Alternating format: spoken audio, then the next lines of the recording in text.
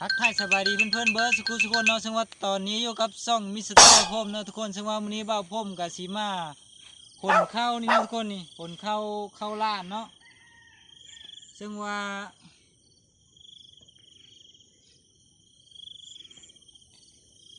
วันนี้เฮาสีมาขนเข้าล้านเนาะทุกคนเนาะหลังจากขนเข้าล้านแล้วเฮากับสีปั้นเนาะมาเบิ่งกันว่าปีนี้เฮาสิได้เข้าหลายบันไดเนาะทุกคนเนาะโอเคเนาะทุกคนซึ่งว่าตอนนี้ก็บ่าวพรมได้เอาตอกมาแล้วเนาะต่อมาเฮากับสีมัดเข้าก่อนเนาะทุกคนมัดก่อนจังหนเนาะมาเบิ่งทุกคนว่าเฮาสิมัดเข้ามัดใหญ่ทำเลิกเนาะ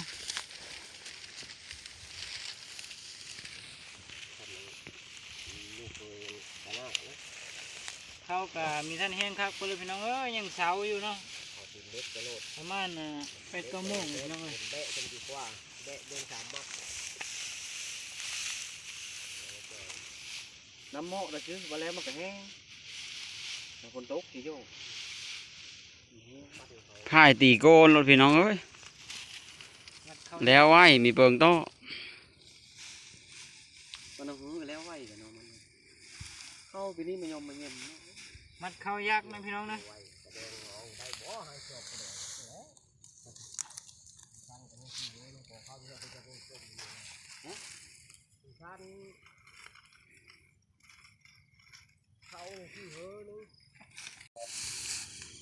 เข้าไปเลยพี่เลยนะเข้าพอดีป่ะเข้าพอดีนี่จะเป็นเข้าพอดีนะพี่น้องเนาะซื้อเข้านะเข้านี้มันสีรดง่ายนะพี่น้องเวลาเฮาจับแห้งมันสีรดถ้าพลาดนี่คือสีง่ายอยู่นะทุกคน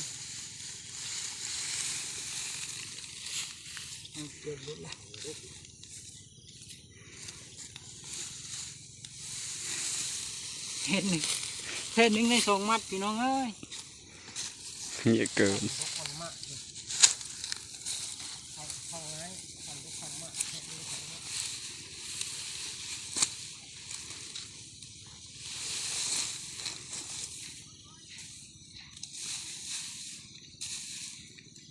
หอมนะ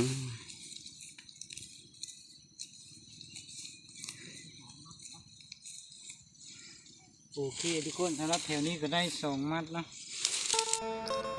โอเคนะทุกคนสำหรับตัวที่ว่าเฮามัดแล้วเนาะพี่เคยกับหลานก็สิเอารถไถมาขนเนาะทุกคนตัวนี้ก็บ่พรมมัดกับเอ้ยเนาะพี่เคยกับหลานก็สิขนอยู่ทั้งพูนล่ะทุกคนเนาะทั้งเซิงเถียงพุ่นเนาะนี่แถวนี้นี่เฮามัดแล้วนี่เนาะทุกคนตัวยังบ่ทันมัดก็เป็นแพทย์อยู่ทุกคนนี่ทุกคนนี่มันจะเป็นแพทย์แบบนี้เนาะเพราะว่าเฮาเย็บแพทย์เนาะทุกคนบางอันก็มัดกระแดบเนาะถ้ามองใดมีน้ำเฮาก็มัดกระแดบถ้าว่าบ่มีน้ำเขาเจ้าจะเย็บแพทย์แบบนี้เนาะทุกคนโอเคเนาะพี่น้องซึ่งว่าตอนนี้ที่เฮาก็ได้มัดเป็นที่เรียบร้อยแล้วเนาะเฮ้ยนี่เนาะนี่พี่น้องมัดแล้วมาแล้วเนาะเป็นแถวอยู่เนาะเป็นมัดอยู่เนาะต่อมาที่เฮาก็สิคนขึ้นรถเนาะพี่น้อง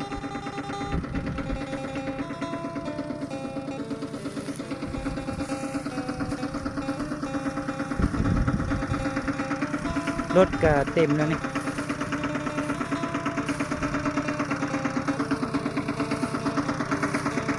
แดดพี่น้องเอ้ยแดด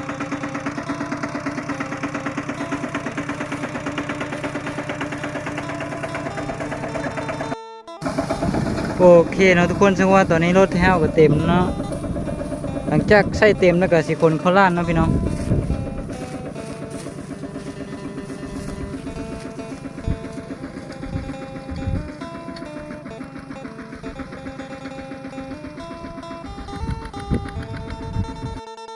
โอเคนะพี่น้องหลังจากที่ว่าเฮอเทิงนั้นแล้วเฮาก็มาต่อเฮอนี้เนาะ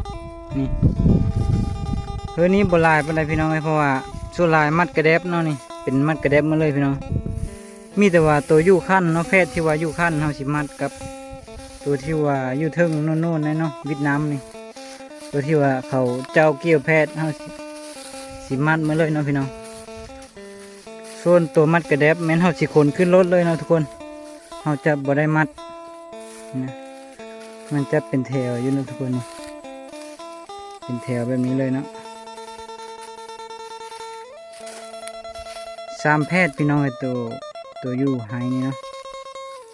สำหรับตัวอยู่กลางหน้า